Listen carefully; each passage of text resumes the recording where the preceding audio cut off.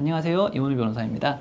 오늘은 최근 학생들 사이에서 많이 겪고 있는 피해 사례 중에 하나가 쉽게 말해서 사이버 불링이라는 건데, 그 부분에 대해서 좀 설명을 드려볼까 해요.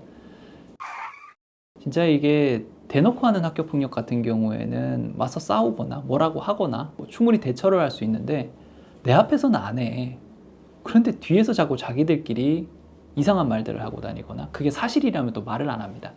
근거 없는 이야기들, 자기들끼리 생산해낸 이야기들, 그런 것들을 가지고 본인에 대한 험담을 하거나 따돌리거나 이런 것들을 많이 하게 되는데, 그런 것들 때문에 학생들이 정말 힘들어 하거든요. 그래서 오늘은 이 사이버 불링 도대체 어떻게 대처를 해야 될까, 그 부분에 대해서 좀 설명을 드려볼까 합니다. 네? 사이버 불링이 어떤 건가요? 요즘 다 SNS 하잖아요.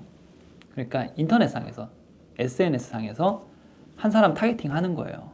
그래서 그 사람에 대한 쑥덕쑥덕이 시작되는 겁니다. 처음에는 별 얘기가 아닐 수 있어요.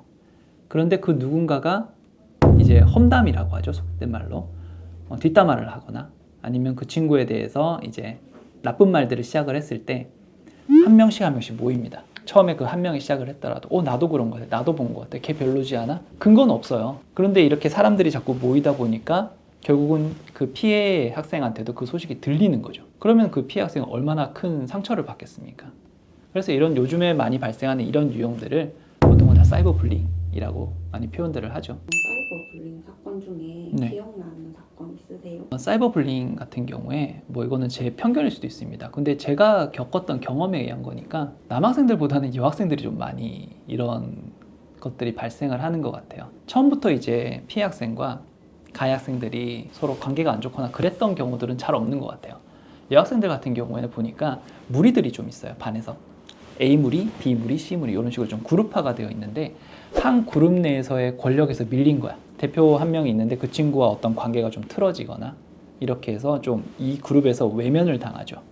그러면은 여기 남아있는 친구들끼리 이 떨어져 나간 이 친구에 대한 이야기가 시작이 되는 거예요. 인스타그램 단체 대화방에서 하는 것들은 기본이고요.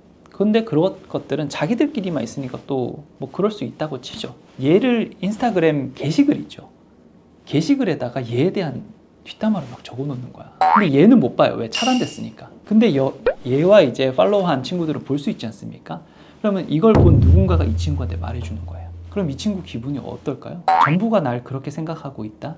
그런 생각 들지 않을까요? 네. 그때 어떤 글들은 그런 글들도 있었어요. 남자도 막 꼬시고 다닌다. 그리고 밖에서 되게 방탕한 생활한다. 그런 글들을 막 올리는 경우도 있었어요. 그것 때문에 너무 힘들어가지고 이걸 어떻게 해야 될까? 얘가 진짜 너무 힘들어 하더라고요. 그래서 제가 봤던 사례 중에는 그런 유형들이 되게 많았던 것 같아요. 변호사님, 네? 미성년자도 실형에 처한다는데 처벌이 어떻게 되나요? 만약에 실형까지 나오는 경우는 잘 없어요. 거의 없어요. 사이버 불링이라는 게 형사적으로 좀 규정을 짓자면은 정보통신망법상의 이제 명예훼손죄가 될 수 있고요. 거기는 사실 적시도 있을 거고 허위 사실 적시도 있을 거겠죠. 그 다음에 형법상 모욕죄. 모욕죄는 이제 총괄해서 이렇게 표현을 하는 것들이고, 그 다음에 또 많이들 하는 것들이 이제 통신매체 이용 음란죄. 뒷담화를 하는 게 아니고 이 친구에 대해서 직접적으로 막 이상한 말들을 하는 거예요. 근데 그러면 이제 1대 다수 관계다 보니까 대응을 할 수가 없어요. 그래서 보통 그런 경우에 통신매체 이용 음란죄가 될 수 있는 것들이고요. 근데 그 오프라인 모임에서 그런 것들을 뒷담화를 하거나 이런 것들을 된다면은 형법상 명예훼손도 당연히 될 수 있겠죠. 그러면 이제 형사적으로는 이러이러한 앞서 말씀드린 죄가 성립을 할 수 있다라는 거고, 그럼 실질적인 처벌은 어느 정도로 받을까? 일반 성인들 같은 경우에는 전과가 될 겁니다. 아마. 벌금형 이상이 나올 거니까. 그런데 청소년 같은 경우에는 처음이고 막 그런 상황이라면은 기소유예로 끝나는 경우도 있고요.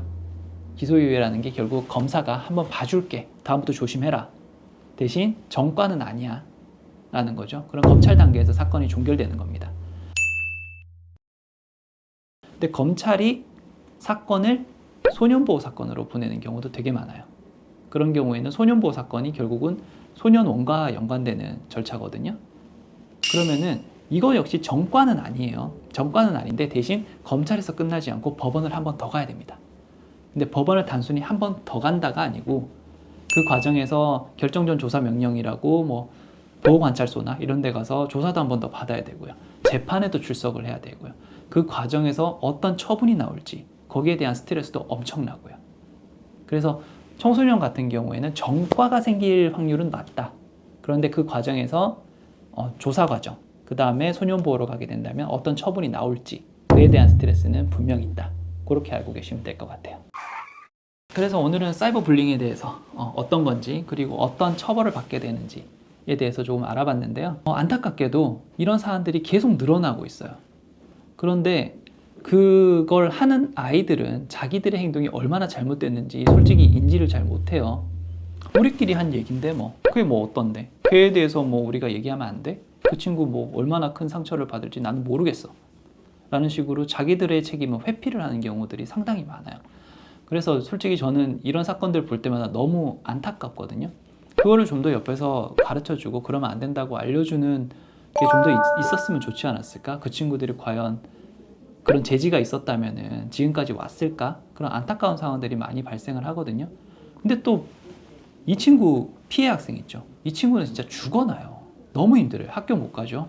그 다음에 대인관계 자체를 잘 하지 못하는 경우들이 상당히 많이 발생을 해요. 스트레스로 인해서 뭐 정신과 진료받는 친구들도 있고요. 그래서 이런 사이버 불링 같은 경우에는 절대 하지 말아야 하셔야 됩니다. 적어도 이 영상을 보셨다면은 앞으로 다시는 하지 마시길 바랍니다. 그래서 오늘은 뭐 이러이러한 절차 안내보다는 이건 절대 하지 말자 라는 측면에서 좀 찍은 것도 있으니까요. 제발 부탁드립니다. 이상 이건우 변호사였습니다.